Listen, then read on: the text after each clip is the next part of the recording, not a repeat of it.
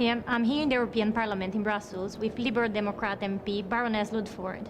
Baroness Ludford, how do you see the next couple of weeks progressing in Cyprus? Well, I do think it's going to be very difficult for the Cypriot people.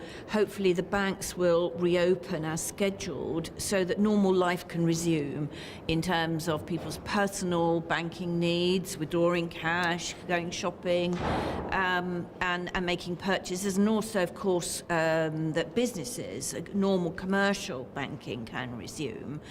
Clearly it's been a very difficult time for them, but I do think that this should, give them a new start with a banking system that has a chance of being healthy in the future, because it's been hugely overblown and too large in size.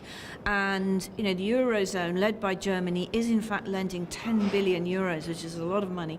I know there are some big depositors who will lose money, but I'm very pleased that at the end of the day, depositors under 100,000 euros are not going to lose any money.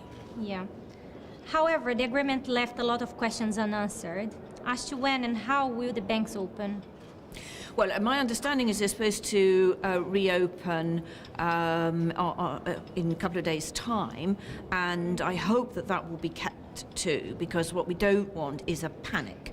And I believe that the Cyprus government is intending to put on capital controls so that only so much money can be moved out of the country, because if you have a mass panic and everybody goes to try and empty their bank accounts all at once, well, then you really will have a serious crisis.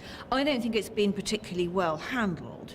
I think there are lots of question marks, both from Brussels but also from the Cyprus government, because as The Economist this week says, where they went wrong is they appear to be ready to sacrifice grandmother's savings to save the wealth of Russian oligarchs by taxing all depositors instead of just the most wealthy. And that was in order to try and safeguard Cyprus's banking model, which is completely unsustainable. The banks were about 8 times bigger than the national economy, which was not something that you could carry on doing for the long term. So I hope that lessons have been learned in Brussels, but I think also the Cyprus government made some missteps there. I see. How worried are you about the reaction of the British people about that? Well, I mean, I'm sure that there's no practical possibility of Britain going into the Eurozone, despite the fact that the theoretical advantages of a common currency, which means you don't waste your money on foreign exchange bureau, you don't lose money every time you want to change it. Those remain, as far as I'm concerned. But I do know that it's not practical politics to think that in the foreseeable future Britain will join the Eurozone and have the euro. We will keep sterling. But the fact is the Eurozone is our major market and for exports, and a lot of jobs, including in London, of course, that I represent, depend on a healthy Eurozone. We need growth, we need a stable economy, a stable currency, and we need confidence to return so that people are buying and getting jobs, and that affects Britain as much as any country in the Eurozone. Yeah. What would you say to the British people who are worried that Cyprus is not the last country to suffer a crisis like that? Well, I don't know whether Cyprus is the last country for such a crisis. There's no doubt that lots of countries live beyond their means.